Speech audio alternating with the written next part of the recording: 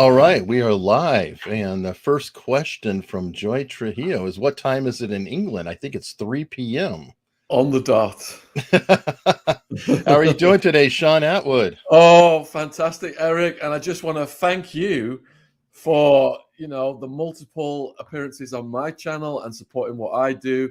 And congratulations on your own great work and your success. Oh, wow. Thank you. I'm supposed to be giving you the introduction. But no, thank you very much. I actually wore this shirt in honor. Oh, God. This is my own shirt. I think you can relate to. At least the algorithm can't see that. I have that. Another favorite shirt I have is my Skynet in Google colors. Yeah. Oh, always a fun time. So you have a fascinating story, and there's very little that I'm going to ask you, I think, that you haven't been asked before. And that's always a challenge because we're both interviewers. So this interview may be a little weird, like talking about your past, but then talking about interviewing, talking about theories. So I won't go too heavy in, shop talk, but it is just an interesting principle. One thing I'll throw out there though is I don't know if you know this, but we probably, well, I don't know if we were there at the same time, but I was born and raised in Tucson, Arizona. Oh my goodness. That was my favorite place in the world to live, was in the Catalina foothills Guess where I went to school? in North Tucson. CDO. Catalina. No, I went to say Canada del Oro, Oh my goodness. or Kenya del Oro High School. And I mean, literally, Wow. that's where I went to high school. All of the kids in the Catalina foothills went to CDO. Right. Wow. So it is a really, really crazy. I'm sitting there looking at. I'm like, oh wait, is that Ina or Skyline? He mentioned that. You mentioned the area, and I'm like, okay, you're either an Ina or Sky. So I look on the map, and I'm like, okay, so you're up by the dead end of Ina. It was like a neighborhood that you can't get into. You got to go through like a gated, guarded thing. Then Mhm. you go up the mountain, and the street I was on was called Calle Sin Miedo. Okay. Bill Bonanno was up there. Oh yeah.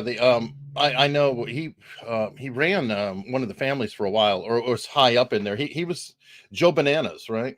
He was the longest standing boss of the Mafia Council. Hmm. The dad, and he got run out of New York, and him was it Joe Bonanno Senior? Yeah, and Bill was one of the sons. Yeah, they ended up in Tucson.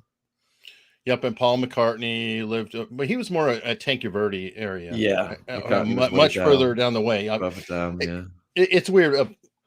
It, it's down the range, but we're talking about a good 40-minute, 45-minute drive. It's yeah. not really right there. But anyway, it was fun to hear that. And then I have had another guest on, Mike Levine, and I believe he was in that area as well when he was in the DEA, with one of the top figures out of South America. He was living with her, and she was turned informant for him. I read the I entire story in his book, and I would urge people, if you have not yet lost faith in the war on drugs, please read the books by Michael Levine and Terry Reid as well. Compromised. Definitely, Mike Levine, amazing guest. I've had him on a couple times. Oh, I'd like to interview him. I'll put the word out and see if I can put that Thanks. together. Thank you. I know that Ash is Ash somebody is in who the works with chat. me. Oh, there he is. Sat in a pub having a Guinness. Sold. Guinness. It's the perfect beer. Ash works with you and puts together. Well, he's the brains behind your podcast operation, right? Absolutely. Ash, the Attwood Unleashed show would not be possible without Ash. And he puts together about 6 to 8 guests per week on the Attwood Unleashed show from all over the Yeah. world. It's phenomenal. I don't know how he does it. Oh, speaking of guests, Mike Manny Grossman's here. I don't know if you know about Manny Grossman. He's kind of newer to the scene, but he's somebody you might want to have on. Have you ever read or looked into the Son of Sam cult? So we are watching presently in the UK on Netflix the Son of Sam documentary about what happened after and the Satanists and stuff. Guess what? You got to talk to Manny. He lives there in Yonkers, and he goes around with his camera and does live shoots all over the place. Oh wow. And he's breaking news. Like he is like there's other crimes that are tied in, and I know that there's certain kinds of crimes you can't talk about, and you can discuss it with Manny what you can do, but in general I think any serial killers you're okay with, right? Yeah, yeah. Okay, so I'll put you guys in touch, or I'll put Thank Ash in you. touch with him, but I think you'll really enjoy talking to Manny. He's been on my show a couple times and does a lot of bang up research, and I love the format of the show. I like the idea of how you take a GoPro. He's actually a botanist, so it's kind of wild. So he'll be like out there discussing. He's like, "Oh, and this tree, it grows in the spring, and it does." So it's crazy. But now to switch around, war on drugs. I think it's an interesting topic. I know you're very heavy in it. You have a lot of thoughts, and I go back and forth on it all the time. Like I think of legalization, decriminalization to a degree, and I just realized lately, I think I know why they're fighting so hard on weed, or a lot of people are. And I want to run it by you because behind everything, some things are obviously bad, but then there may be a good reason for some things too. And two things can be true at once, is I guess the way I put it. Now, I think cops are losing a tool with cannabis and getting some really bad people off the street. And what I mean by this, and again, I actually want to see it decriminalize everything, but I also see that there's going to be a problem that is going to come out of it that we don't realize. How often do you think somebody who's really bad, a killer, harms other people, will also probably smoke weed or have a roach on them or something else? How often do I think that happens? Yes. All right, so if you look at the preponderance of drug use around the world, it is Mhm. primarily weed. It's the Yeah. biggest drug, the most consumed drug in the world. So Yeah. some people who smoke weed will go on to commit violent crime. Some people who smoke weed will go on to graduate at Oxford University. You could link it to everything. No, no, no, no. I want to clarify. I'm not Okay. saying it's a causality. Okay. I'm saying it's a commonality. The same way I would say that most most people drink in the United States,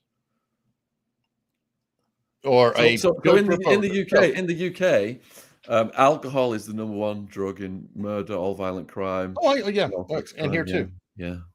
No, I could totally agree. But what where I'm going with it, and I think we're talking past each other on is like, I'm not saying that weed is causing violence. If anything, the more stoned somebody is, the less likely they're going to go out and do something. I'm just saying that it is a ticket and has been used as a way to search somebody's car, to do this, to do that, because very frequently, so here's the strong correlation. Not that the person is causing the crime because they smoke weed and they go crazy. I'm not saying that anyway. I don't believe in reefer madness. I think it's a hilarious little piece of cinema. What I'm saying is that very frequently, the same people who commit crimes will smoke weed, they will drink, they might do coke, they might do this, they might do that. Sometimes, whatever going down that path. I'm wondering if cops, and they use this as an excuse quite a lot. A lot of times it's bullshit. They're like, I smell cannabis. Now, obviously, a lot of times that's bullshit. And they don't smell it. I have a friend, Nick Ricada, who's a lawyer who defended a client, and the cops actually claimed that they smelled cannabis in the guy's house fire. The entire house was ablaze, and they're saying that they picked out the little thin thread of cannabis out of his. Probable cause. Yeah, exactly. Now, the problem I have with that is, or not problem, the question I have is, that in New York under Giuliani, and not everything is perfect with broken windows, but one thing they did find was the people who were jumping the gate into the subway. And I hate to make the parallel, but it's true. It's like if somebody commits one crime, they're probably okay with committing lesser crimes. All the way up to that, they're probably okay. I'm not going to say there's no standards, but jumping a gate at the subways, pretty minor thing. So what would happen though is they started to crack down on that. They're like, wait a minute, you jumped the gate. And they would just start grabbing them. And then they would pull their ID and they go, oh, look at this. You have a warrant. Oh, look at this. You did that. And when they did this, it did help get the crime levels down. Because they're, I hate to say they're doing the low-hanging fruit, but they kind of are. I'm saying maybe there's some of that with the weed, and I just wanted to run it by you. I know it's a contrarian view, but it's just want to get your thoughts. Okay, so if you look at the opportunity cost of having the weed market in the hands of organized crime, I mean, for example, look at someone like Pablo Escobar. Mhm. If He's a sweetheart. if he hadn't been able to access the illegal black market in drugs, Mhm. and many of the cocaine traffickers were weed traffickers before they converted to coke in Colombia. Mhm. If they hadn't been able to access those markets, we estimate Escobar killed about 5,000 people. He had the money to blow aircraft out of the sky, assassinate politicians. He had his own small army. If Oh, he yeah. hadn't been able to access that illegal black market, he wouldn't have been able to cause all of that mayhem. Yes, he was a psychopath. He was intelligent, but there's no profit opportunity in the history of the world as lucrative as the black market in drugs. That's why that many of the armed robbers in our country, when they saw the profits in drugs, they stopped doing the armed robberies of the banks just to focus on making money from drugs. Actually, I'll give you one that's more profitable, but throw you vaccines. But we'll move on. Drugs. It's still a drug, Doesn't matter if it's legal. but that one's even better because you can mandate it. So just to throw that one out there. Now, I agree with that, but then that leads into another question too. And what about that? Because you're talking about the black market. Are you in favor of legalization or decriminalization? Because then we get into some other topics here with this, because we can talk about Pablo Escobar or we could talk about big cannabis. And don't laugh at me when I say that, because it's already developing. I'm invested in it. Oh, there we go. So, but I am a little populist kind of guy who wants people to grow weed in their backyard and just not worry about it. And when you legalize it, you now can regulate it, which some people are happy with. They're like, oh, you can regulate and supposedly get the quality or whatever. I'm like, yes, or you can build another industry like tobacco or alcohol or firearms. One agency too works well. But what are your thoughts on that other than your investment? All right, so we can never ever stop people taking drugs. All we can do is reduce the harm. Presently, people have got to do back street deals. There's SWAT team raids. Mhm. There's toxic substances in drugs, including weed. There was the news about it being contaminated recently. There's young people dying at festivals. Would we Mhm. rather have the criminals peddling that crap to people, or would we rather have it with corporations where we know what we're getting? It's a safe product. All these deaths aren't going to occur from overdoses, and the criminality, the robberies, the SWAT team raids, people getting knifed over drug deals, all that is going to get minimized. Yes, maybe. I don't know. And you are correct about especially fentanyl. We have a huge fentanyl problem, which is very ironic if you think about it, because it's all coming out of China, right? And it's going through the cartels. But here's where it's weird. Normally, when you sell a product, you'd like your customer to live to tomorrow to buy it again. Not necessarily. It's a marketing ploy. Okay. Because Help me out with that, because I have a theory that China's perfectly fine back ending the funding and getting the fentanyl there. And if it helps kill a generation of Americans, it won't bother them a bit.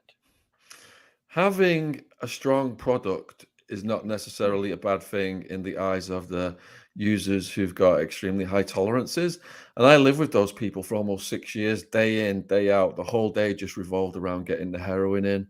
So their fear is they're going to get ripped off. The substance is going to be weak. If it's killing people, then this is a terrible thing. But in some of their minds, they know they're getting a strong substance. Okay, so so there's a degree of lunacy involved here as well. How okay, and yes, I've read about. I haven't gotten through all of your book yet because it's tough to prepare for all the different people. Man, you do describe in lurid detail, so everybody check out his books. A very lurid detail. Don't play it on audio with the kids around. Let me put it that way. And thank you, Dragon Slayer. Thank you very much. What are we saying? Can I trust? Yeah, I guess that it sounds like it's quality control question. How do they mitigate that? And I mean, how do your friends who are, yes, are hardcore and they have a high tolerance, but they know that Joey, who is hardcore and had a high tolerance, died from it, and they have it? Do they say, "Oh, I'm going to lessen the dose"? I mean, are they that responsible? I think a lot of them want to die anyway, and most of them were molested as kids or suffered horrible abuse as kids. They didn't get the tools to deal with it psychologically, and they started to self-medicate with drugs to deal with that trauma. And the road of drug use is very long. The pain eventually rises above the pleasure, and when you're addicted, you can't stop. So the guys I were housed with, the majority of them had hepatitis C from sharing dirty needles. They couldn't get the treatment. They knew they were going to possibly eventually die from the livers being eaten up. And I think a lot of them, the will to live had gone out. A lot of them, because society, they got into criminality to feed the drug use, and society compounds the trauma by putting them in these prison environments, which are just absolutely brutal. And there's more drugs in there than anywhere on the face of the earth. The guards are even bringing the stuff in. And I think a lot of them have lost the will to live anyway. Interesting. So it is almost a slow suicide. It is slow suicide. They know it. They've got the hepatitis C. This is how sad it is. Some of them do sue to get the treatment for the hepatitis C. Interferon, $30,000 a year, whatever it was. It takes years. You got to have a family with money, or you got to be a legal eagle, or you got to have a legal eagle in the jail to go through all the motions and do that for you. And then when they finally win that treatment, the jail says to them, "Great, you've got the treatment now. You could save your own life. There's just one requirement for you to get the treatment." And do you know what that requirement is, Eric? You're on your own. We're going to release you. No. To stop taking the drugs. And many of them choose to keep taking the drugs and die. Well, that's dark. Yeah. So have you? Okay, now I'm getting from what I've read and all that, you did not get into heroin yourself. You seem to be more into ecstasy. I tried weed, and heroin Molly. myself. I tried it once and I didn't like it. I was in a hotel room. I couldn't get out of it. I was throwing up and itching for several days, and I thought, good grief, who wants to do this stuff? Wow. Yeah. Okay, so while we're on that, and I definitely will be going in and out, I have a weird question for you. What do you miss about prison? I miss the camaraderie. I miss the black humor. I miss the bonding, because when you go through an environment that is that intense, I could describe it to you, Eric, and the viewers all day long. But I know that the people who are in there with me are the only ones who truly understand it. And oddly enough, a guy I wrote about in Hard Time who was part of Little Italy, he was the enforcer for Little Italy, Paulie in the book. His real name is Bruno, his nickname. He just contacted me after almost 20 years. And I spoke to him, and I'm going to be doing a live stream with him tonight on Steve Rave's channel. And he's such a jolly fellow. And you can see when I'm talking to him, I'm absolutely glowing, because this is a guy who was in that environment with me, understands the shower was leaking at night, the noises of the snoring from certain people coming through all the cells, the guards coming through, the noises they make, the intercom, you know, Chow's in the house, Chow's in the house. Get down to the sliding door with your ID. I know he knows every little detail like me. So it does create a weird bond between people. Well, that's kind of like I hate to say it's almost like hazing in a way. And one thing I want to point out is that I've watched you on and off for a while, right? You lit up right there. You seem lighter of spirit and happier in that brief moment Yeah. answering that question than I've ever seen you. Now, I'm sure you have other times, but it was almost like that question that there was an element of absolute freedom in your response.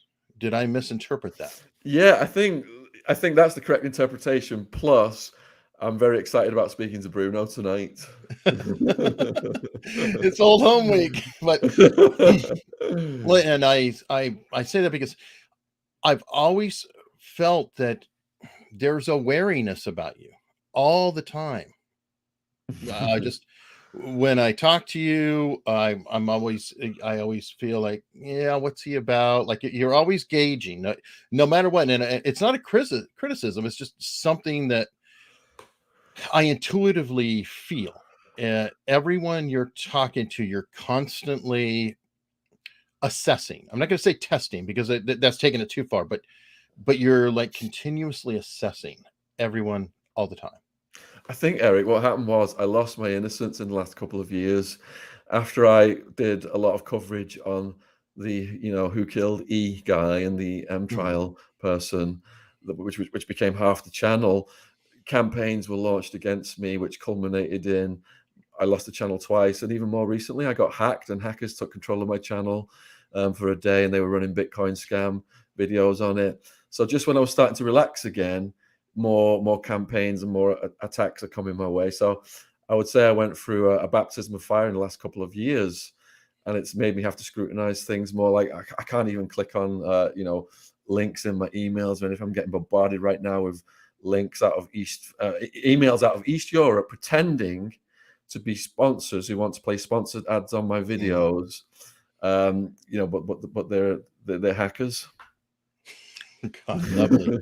And I feel like I'm fortunate. I have not at this point gotten into YouTube wars, and I don't know if there's something about the UK or something, but I've heard that it's True Crime UK that there's some.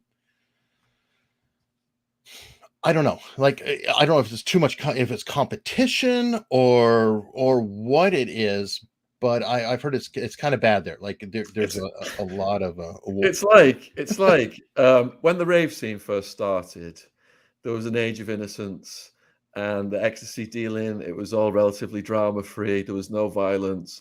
And then years later, the heavy mob moved in. For example, in Arizona, the same thing happened. You know, Sammy the Bull moved in, the Gravano Enterprise. So the true crime podcasters in the UK, there was an age of innocence in that, and now the heavy mob has moved in and is causing all these podcast wars. But the campaigns against me started before the podcast wars. They were way more sinister and organized, and I think they came about because of the powerful people that I was doing constant videos on, including the Queen's favorite son. Okay, and maybe I'm lucky because there's another element too, and tell me if I'm wrong on this. I feel like there is a lot of, and I don't mean this meanly, but a little bit of crazy in true crime, as in people who want to take ownership of a subject all the way to the point of an obsession that completely takes over their lives. And I've had Tom O'Neill on as an example. So I will say, and I think he would agree because he wrote about it in his book, everything else. The guy spent 20 years, I think, destroyed really a lot of his life, tracking down the Manson case. Obviously his relationships weren't there, things like that. And then you have the Son of Sam guy, Maury Terry, who I believe literally obsessed to his death. I have Manny Grossman in the chat. He'd probably agree or correct me if I'm wrong on that. But what is it about the true crime, because I feel like a lot of it is they're holding it like this is like they own a monster, which is weird in my mind. It's like I never want to take ownership of somebody evil. That's pure ego by the sounds of it. I mean, from what I've seen, a lot of the people in the true crime genre who have been involved in crime, that's what's happened in the UK. You've got ex-criminals have now become YouTubers, and some of those people have got very aggressive tendencies. And I helped several of them, got them a huge amounts of subscribers, got them like Lad Bible videos and stuff like that. And some of those people just completely just turned, stabbed me in the back, and I've put videos out saying I've made my entire story up. I only did one night in jail, and Wild Man's a figment of my imagination, and all this stuff. It's madness. Oh, that's crazy. Yeah. Well, Yeah, you kind but of led the they know way on that. they know they can get views if they clickbait me now on controversial things, and they get rewarded because the views that they do get on these videos are high. So there's a reward system to be in conflict with people and clickbait their names or start wars. Oh yeah, okay. And I've seen that, which I don't know. Maybe I'm just not tough enough to be in that market or something. I just am like, I guess my ultimate filter is that I don't care enough to obsess to that. Yes, It's sort of a that's the correct attitude. Just not care. You can't care. If you care, they will drain the life out of you. and you sort of led the way on that, right? I mean, in terms of being an ex-con or felon who started a channel and got very big. So my blog, I believe, was the first prison blog. It was started with letters, notes smuggled out of the Madison Street maximum security jail run by Sheriff Joe Arpaio in 2003, 2004. And then my YouTube channel has been going for about 13 years now. That was started in 2007. My dad started it while I was still in prison. Oh wow! So you're a typical overnight sensation. About 10 years. Everything I've done in life, whether it's been book publishing, the stock market, has took about 10 years, to make a mark. Yeah. That's interesting. Now, I was listening to something about 4 years. I think it's an interview from a couple years back. I don't know whatever it was, but you seem to be pretty deep in the markets still. Like you're still investing, or have you stopped? Nowhere near like what I was. Now I'm an occasional investor. I've described myself, not with the amounts of money I used to have, but I have followed the trajectory because I wrote these war on drugs books. I researched the hell out of the history of cannabis, and I ended up watching the Canadian cannabis companies have massive rises and massive falls. Mhm. And one of the things that made me think that these are good investments in the long term is that you mentioned, the propaganda that used to come out decades ago: smoke some weed, grab an axe, kill your granny. Oh yeah, yeah. Well, a Partnership for Drug Free America financed that, and they were financed by big alcohol and big tobacco. But now you've got big alcohol and big tobacco investing in the Canadian cannabis companies. So one in particular is CRON, and that's the one I've took a position in. It's down around $3 right now, US dollars, but it has been as high as in the 20s. God, that makes me think about it. I'm dumb, I admit it, but every time I hear that, oh, great, industry is now interested, that means I want to run like hell in some way. A good example is like, oh, great, the banks are starting to get interested in crypto. Oh shit. Yeah, but have you seen the actual transaction? So with CRON, Mm. I think it's a alcohol company or a tobacco company, has bought half of the company. They have literally staked over $1 billion of their own money on this company. So that's a lot different from just rumors flying around the stock market. Okay, well, and which is cool, but there is that dark side too, right? I mean, I'm going to throw a weird example out there, but Las Vegas used to be run by mobsters, right? Yeah. Used to being the operative word, because it turns out that the mafias were not the toughest things in the world. They got pushed out by the greatest psychopath anyone has ever seen, or psychopaths, and that's the corporation. Yeah. And when the corporations get involved, it's like the Borg. You assimilate or you die. And I guess that's in the back of my mind where I just start to worry. Like, and I'll give you a weird example. I'm on Locals, which I really like a lot. And I've got great support. It's amazing. People, it's been growing. People are there. And then turns out Locals is going to be independent operation, Dave Rubin, all that. Never going to sell it, nothing, et cetera, et cetera. Well, it merged with Rumble. Okay, I'm a little nervous here, right? Because it's like two pretty independent companies, though, all about free speech. Yeah, okay, I could see it. Mutual missions, get the server, get some scale. Still a little bit nervous, though. I mean, I have to be honest with you. I just see these little trails. I'm like, okay, well, but I'll give it a chance. Freedom, huh? Yeah, bigger channel, more freedom, right? All the freedom you can buy, something like that. And then within, I think it was 1 week, Rumble suddenly going public. Now, I can be completely wrong. And I actually have friends who are working on the charter or whatever else that's supposed to be written in that they guarantee free speech. And if they don't do this, then they could be, gone after by the shareholders. But, this is just stuff written down. Google said, don't be evil. That somehow slid its way down the rule list. And it's more of an afterthought. And, oh boy.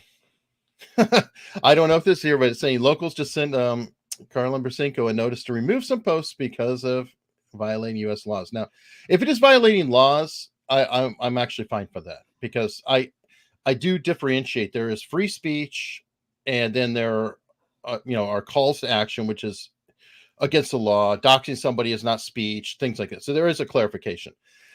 But where I'm going with it, and I know that's probably a weird analogy, but I do that. Don't you worry about that same type of thing in your investments, or do you have an exit plan? Like you're watching for that?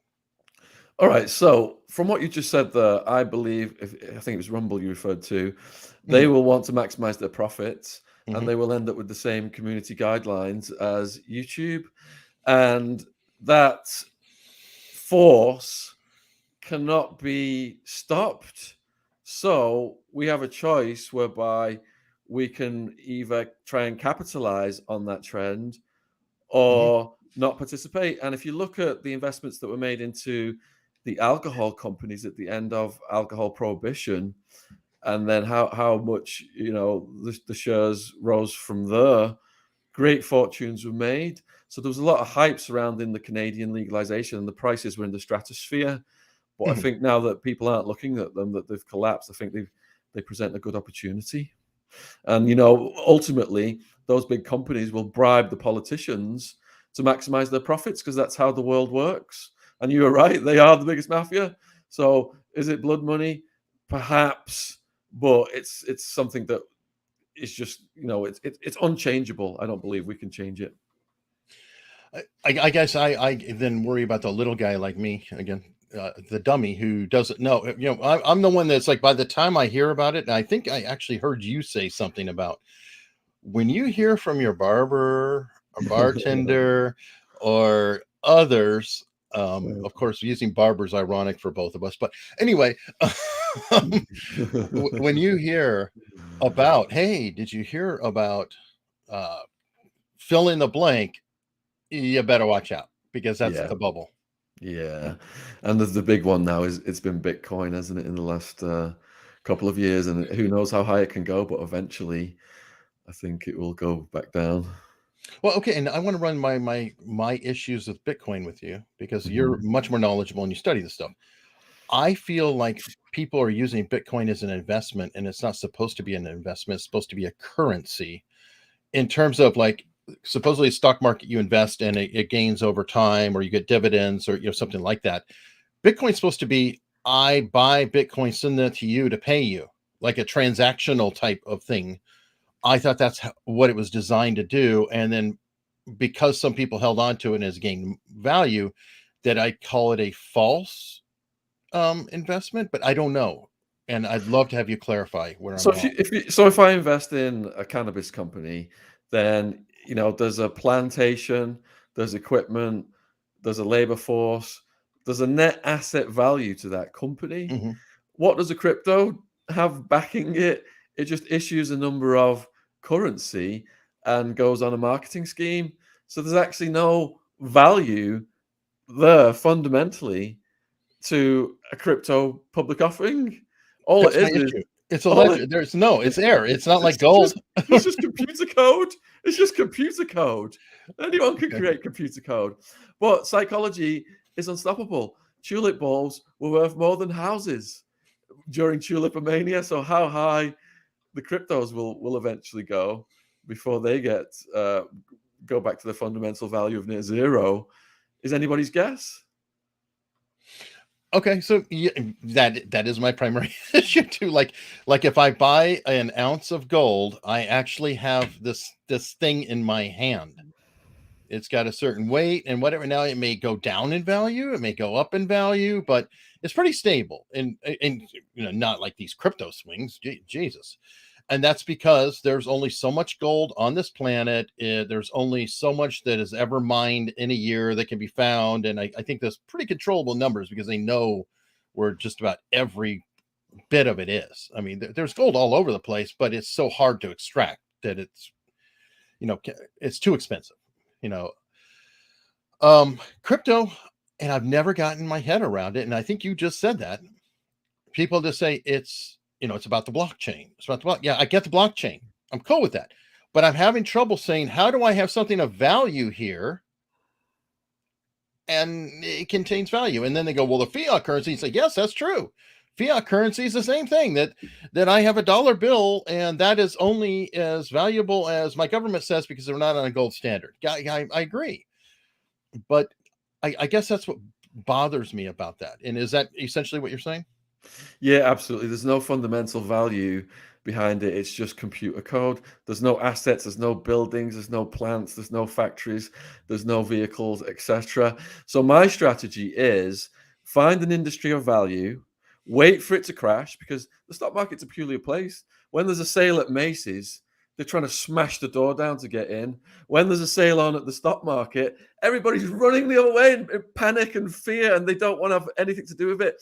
It's impossible to detect the exact bottom of an Mhm. industry. So what I suggest people do is once an industry crashes that you believe is fundamentally sound, put a little bit of money in every month Hmm. after month after month after month. It might take a year, it might take 2 years. You'll have an average price into the low, and once that industry rises back up again, you'll have a sound investment. It's called dollar cost averaging, I believe, in America. I think that's the most pragmatic way to get involved in investments because it's impossible to determine the exact high or low on anything. And anyone who's saying that they can is either a magician or a con person, because if they were so smart, if they knew that an investment was going to go up hundreds of percent, they won't be telling you, the public, about it. They'd be putting that away for themselves and the family members. The fact that they're telling the public about it, Dogecoin is going to go up 1,000%, whatever it is. Thanks, Elon. The fact that they're telling the public about it is probably because they're selling it to you. Hmm. And you have a lot of influencers who are in that racket too. And but somebody I interviewed, John McAfee, I hate to say that people. I'm going to have somebody on next week who wrote a book on McAfee too. But I like McAfee. I considered him charming in a roguish way, but I'm not going to say he's a good guy. I think it'd be very realistic, and he'd be the first one to admit almost every sin. But he wasn't only on the run for not paying taxes. John McAfee had a habit of pumping up cryptos, getting a little bit of cash out of it, and then sort of disappearing out the side without, reporting anything else. So there was a degree of criminality that I don't think people quite realize, and I know that the IRS is after them and da da da da, but I kind of wonder if there's an element of like how they got Capone on taxes, but they couldn't get them on the other stuff. I know that McAfee, there's some real questions, and that might have come in later. I don't know if you've heard about any of that. No, but it's interesting observation what you said there about influencers are now like the town criers when it comes to investments. The influencers have no clue what they're really, that there's probably the financial, the accountancy behind any of it, but they're willing just to take a little fee to say this thing's going to do that, such and such, to get their followers to buy into it. And it's all just a scam, a money go round, and the followers that they're selling out should think twice about supporting those people. True, and to be, well, I guess it's rude while I'm trying to be kind, but I must say the influencers aren't that bright anyway. In terms of they're not financial experts, they don't really know, and they may well be getting snookered at the same time. They're definitely being used, and they'll come out okay because in any pyramid scheme, the first people in do get some cash. Yeah, their reward is guaranteed, pretty much, isn't it? Yeah, I mean, and so it's kind of like, yeah, the people are saying, well, it'd be like, well, it was great, it worked great. Look, I'm living proof, and it's like, well, not exactly. But then I kind of feel that way about the whole stock market, and I know that's a really jaded view, but I do feel like, yes, there are technically assets and things like that, but it's still kind of pyramidy. Stock market is an absolute minefield. 90% plus of novice investors step on those mines and get blown up, and all that money goes to the sharks, the specialists, the professionals. So when you see a news story saying such and such a company is doing phenomenal, such and such an analyst is recommending it, price target of 100, and it's presently 20, those people are conspiring to sell you their shares. It's contrary. You've got to look at contrary indicators. I think you touched on that earlier on. When the psychology is low, is the time to get in. When the animal spirits are running high, things are getting pumped and dumped. And the insiders are painting the prettiest picture possible of the potential profits. And then so not just when your barber is recommending it, but when the animal spirits are running high, take get the hell out of there, wait for it to crash, dollar cost average in. But human psychology is such that it's very hard to go against the crowd. That's why I recommend books like Le Bon's The Crowd or Charles Mackay's Extraordinary Popular Delusions and the Madness of Crowds to help you go in and take that contrary approach. God, can you send me those later? I'll put those in the description because I think that'd be awesome read, especially if they're an audiobook. Please be an audiobook. And by the way, thank you for making sure all your books are an audiobook. Oh yeah, I mean, I've got 15 books out now, and the audiobooks are the ones that are selling the most. And I think that's because people who watch YouTube videos, they're in the kitchen doing the dishes or cooking up some food or driving around, and it just crosses over perfectly. Yes, and by the way, there's the flip side of that. Have you found that when you have an author on, that often they do just terrible? I've had New York Times bestsellers on multiple times, and they don't do well in terms of the episode. And I'm slow again, but I finally realized, oh, that's because readers are busy reading a book, not watching a video. So sharing an author to people who watch videos is like, oh, that's a really cool video. Let me watch another video of that same guy, maybe. But their whole audience, everything they've built on, well, they're busy buying the book or reading or going to the library. So it's a really crazy analogy. And it only took me 3 years to figure that one out. So I'm a speedy brain. But okay, back to one more question about the investment, because we both have roots in Tucson, or not roots, but ties to Tucson. Yeah. One thing, I grew up and I, went to high school in the 80s. I think we're similar in age. And I always looked around and I always see these developments. And Tucson, oh my God, that place has been growing and exploding. Even while you were there, just development central, growth. But I kept noticing that you would have like a brand new development, everything was going great, and then we go fallow, and it'd be like 2 or 3 years. Then suddenly the signs would change out, and it would be like I think Estes was a major developer down there. And you'd be like, whoa, and then it would suddenly finish. And I came to the realization, and you probably would know this, that's the sharks, right? They take the dreamer who comes up with all the raw cash, because developing something does cost genuine money. You have to lay the sewer, you have to get the permits, you got to get all the electricity, you've got to get all the there's a massive upfront cost. So these guys just let the dreamer go, hit every bank, everybody else, all relatives, everything, to build out a development and get all the infrastructure in place on that development. Then they go under, and let's say they've spent like $4 or $5 million. The sharks will come in and be able to pick up the pieces for like 500 to a million, 500,000 to a million. And then they just go, boop, finish it off, put the veneer on it, and sell it for the 20, 30, $40 million that it's actually worth. Is that a fair assessment? Oh my goodness, that's a glimpse into the shady real estate deals that have happened in Arizona that culminated in the savings and loans scandal, Fife Symington, the taxpayers being put on the line to bail a lot of those people out.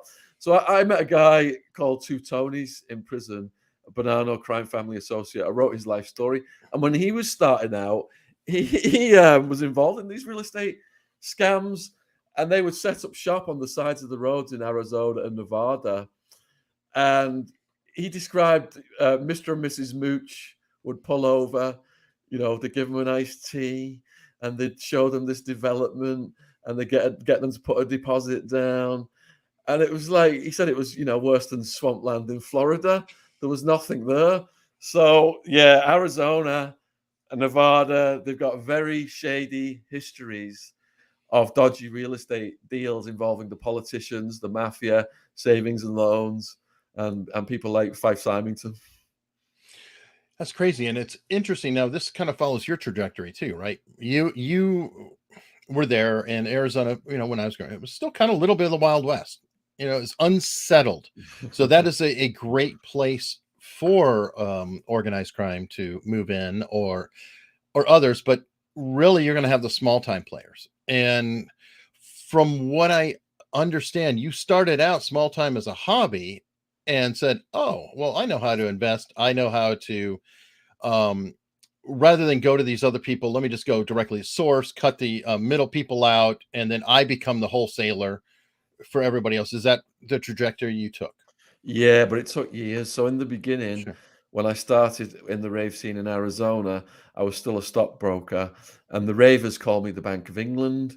So they would come to me with their investment ideas. Want to invest in this rave, want to invest in this ecstasy deal. So there was these competing little entities, Mhm. and what I did was, over time, I harmonized those entities into my criminal enterprise. We started to get the product out of LA, and then we cut LA out and started to get the product out of Holland. And in the beginning, it was getting smuggled into America, but then we had to set up operations in Mexico to bring it through Mexico over the Arizona border there. Okay, now that took you. So you arrived in Arizona probably what, late 80s, early 90s? 91. 91. Okay. And I think what your enterprise height was, what, 99, Yeah, 2000? exactly. 99, I would say, was the peak. Yeah. So, and then the millennium kind of brought um the Sammy end the sort of. Sammy the Bull brought the heat onto the XC ring in Arizona. Now, I want to give a disclaimer here, because when I was working back then, the people working for the Bulls organization were all throwing his name out left, right, and center. But I've just been in a documentary with Sammy the Bull called Narco Wars: How Hmm. He Busted the Bull. And his involvement actually was, the cops caught him on a call investing money that his son had requested into the ecstasy. He had no clue what was going on the streets, even though everybody was throwing his name around. So I just want to clarify that for people, because Mhm. when I was running around, the people at the street level were threatening me left and right. Sammy the Bull is going to take you out to the desert and all this kind of stuff. Yeah, well, and that would be scary. I mean, obviously, I mean, John Gotti, I think, was still alive at that point. His son tried to kidnap me.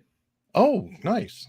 Yeah, so I was at a gay bar in Arizona called the Crow Bar in Central Phoenix, And the son, who was running the ecstasy ring with a guy called Mike Papa, originally it was Mike Papa's, but then it was a joint enterprise between them. A striptease dancer saw me in this gay bar with my friends, including Wildman, and she called it in to the Gravanos.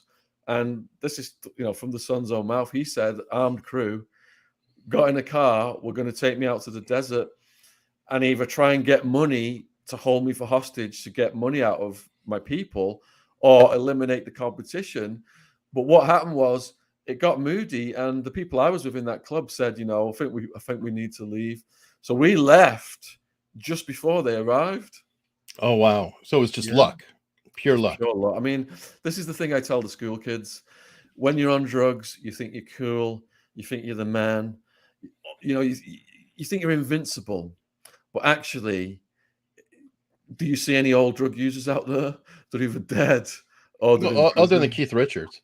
and that's the secret. Okay, if you want to live long on drugs, you have to become so rich that it's just an itemized expense on the side. But other than that, you're right. I think in his case, the drugs have preserved him. I think so. The exception that proves the rule. We'll just say that. Oh my. Okay, so yeah, I was curious about that, and that I guess is the course, right? You're out there, it's a wide open market, you develop a market, and then people start to go, what's going on there? Oh, there's some money there. We've got the power, we've got the muscle, and then they move in.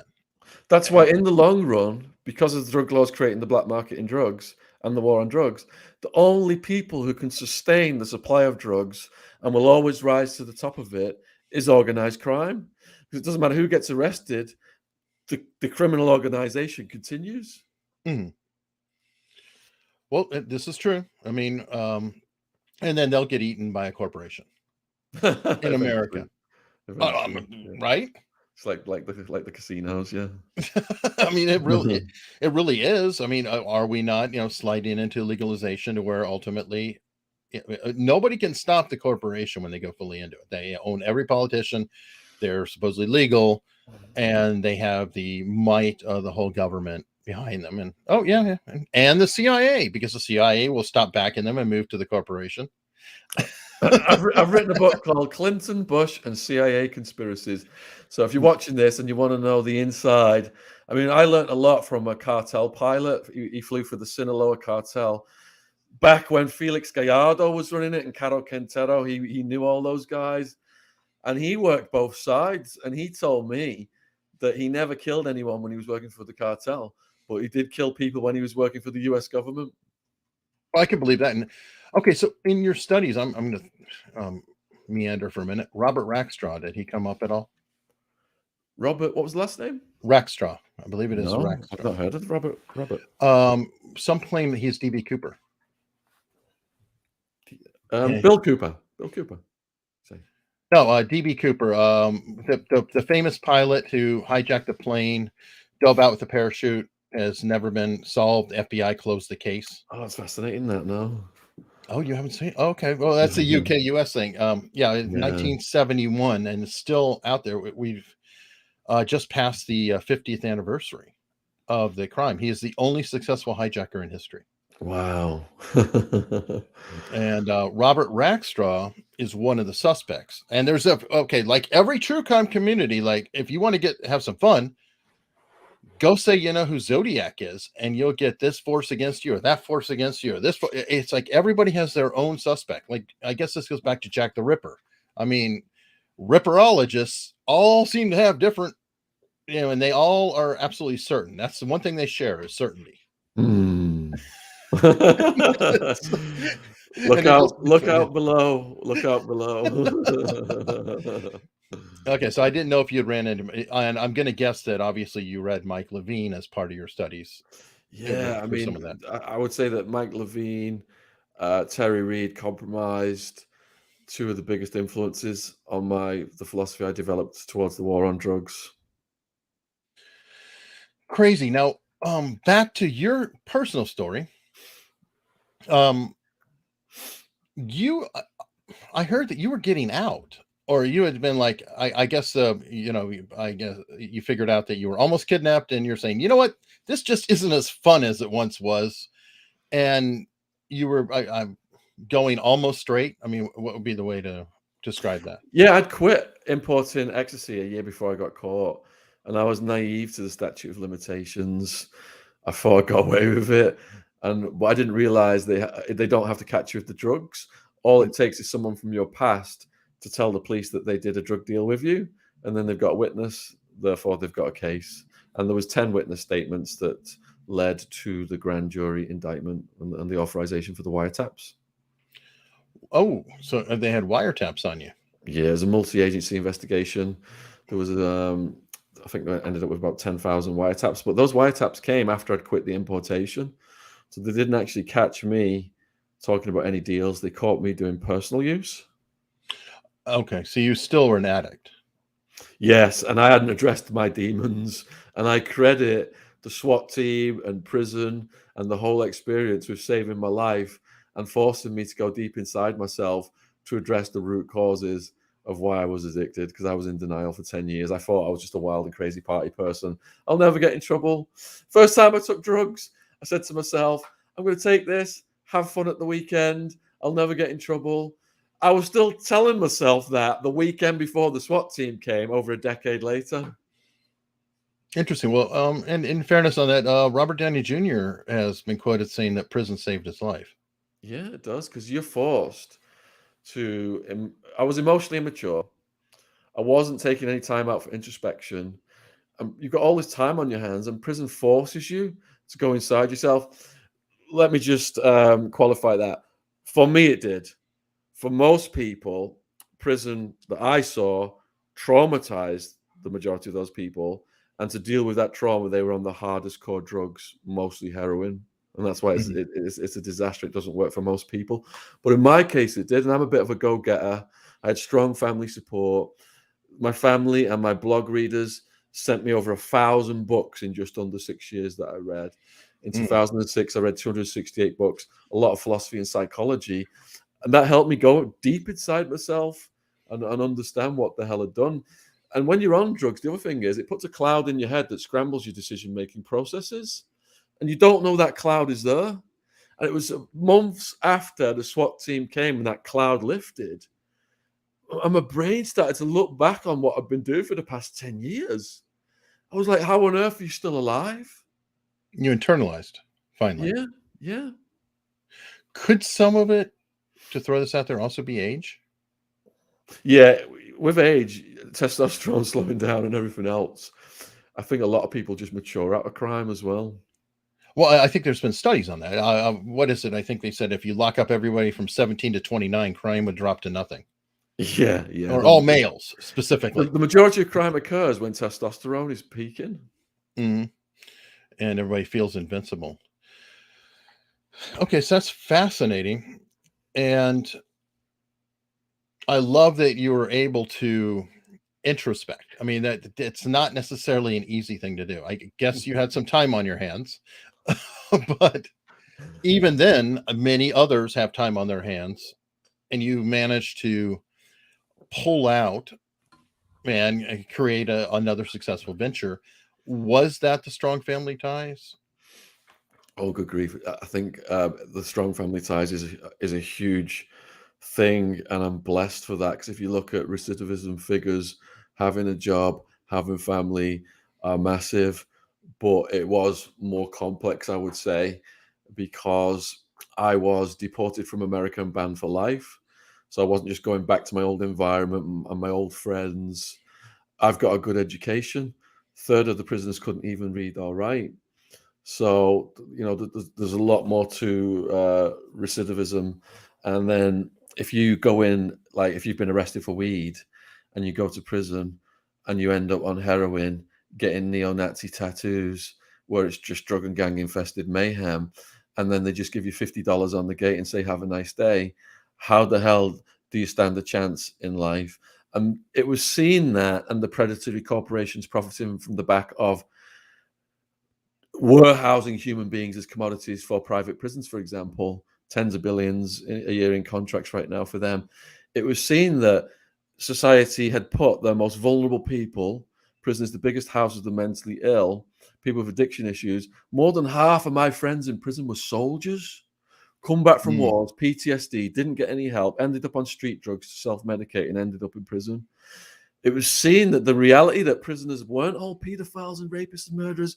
Average arrest was a mentally ill person or someone with a low-level drug possession.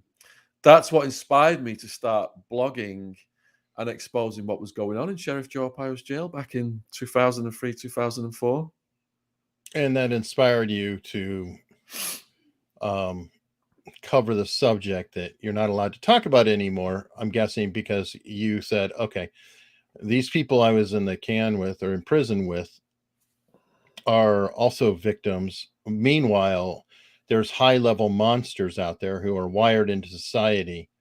I want to go after them. Was that the inspiration? Yeah, so I tried to deconstruct the prison industrial complex in the beginning, and then I tried to deconstruct the war on drugs in a series of books. And when you address the root causes of crime, childhood sexual abuse is a massive factor. Mhm. And that's why, when those abusers go to prison, they're KOS by the prisoners, kill on sight, because a lot of them have suffered that abuse. They weren't given the tools to deal with it. They got on the strongest drug to knock it out their minds, heroin, and they are outcasts in society. And they're just in and out of prison their entire sad lives. And the media tells us that prisoners are pedophiles, murderers, rapists, serial killers, because that's all you hear in the news. And Mhm. that's what I thought prisoners were myself, because that's all I heard in the news. And it wasn't until I got in there and saw the average arrest is like, a Mexican kid, a black kid, bit of weed, 2 to 5 year sentence because they got prior convictions. I saw the prisons, the jails are getting $60,000 a year of taxpayers' money per person. There was a vested interest in not rehabilitating these people. If it's drug and gang infested mayhem, they're going to keep coming back, and the gang knows that as well. If they put a swastika on your forehead and you got Hitler on your neck, Yeah, you're in for life. how are you going to get a job? Sure. Sure. And back to Arizona, I think I've seen somewhere that the private contractors who are running prisons that they're guaranteed occupancy rates. Like I think specifically Tucson, but I could be wrong. That they literally have part of the contract that they are guaranteeing a 90 or 95% occupancy rate for a prison as part of the contract, which gives me it blows my mind because that's the craziest reverse incentive I've ever seen. Yeah, the guy who was the pilot for the Sinaloa cartel, he was an American guy, and he knew a lot about the politics of that state. He was from a very wealthy family, and he said how all this came about was the bribery to the governor, and what they did was they set up the private prisons, and because it costs so much to treat someone with hepatitis C, they said to the state, basically, send us all the healthy prisoners so we can maximize our profits. And then the person who is running the prison system in Arizona, the director of the Arizona Department of Corrections, he's guaranteed a job after his tenure over at the private um, prison company when he leaves government. So it's just a revolving door. That's how it all works. No, it's crazy. Yeah. Okay, well, I've ran over our time limit. I apologize for that. That's okay. It's been I delightful. have one off the wall question for you. Yeah, go for it. What is the one question you've been waiting for somebody to ask you? The one question I've been waiting for somebody to ask me. Oh my goodness. You mean, so what have I never been asked that would be at the top of my list of being asked? Yes, because I know you think about things all the time. Your ego is the enemy. You're into stoicism. You spend a lot of times Yeah. contemplating. I try to pick around the surface and get a touch of what you might feel like my oddball question. I think it's an odd question asking you what you miss about prison. I don't think you get that often.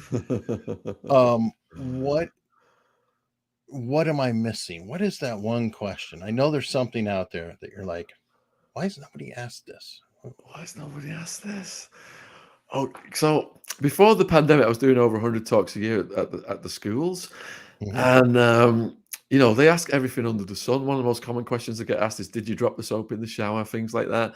But Mhm. they're really smart as well, and as well as the funny stuff, they ask about, you know, legal technicalities of the case and how bails work and plea bargains work and all this other stuff. Mhm. And off the top of my head, I honestly can't think of something that I've not been asked that I would like to be asked. I've been Hmm. asked everything under the sun so far. Okay. Well, good news. You know what? But my brain will the wheel will be turning. I know, but I'll good news probably is wake. that I'll you're wake gonna up be at thinking about that. I'll wake up at 3 in the morning, but like, that bloody Eric Hunley. I'll have to write this down before I forget it, and we'll save it for next time. Oh, well, let's hope so. Yeah. And I hope you do. I hope I inspired that contemplation. And thank you so much for coming on. It's always a treat hanging out with you. Oh, you, Eric, it's always such a good vibe. And I love your smile. And, you know, you go on some podcasts and people are so serious. And it's just, I feel blessed that I've got a job speaking to great people like you, interesting people like you. And, you know, that energy just, when meet people like me and you together, the energy just feeds. Awesome. Thank you so much. Stick around after, and everybody else, see you next time.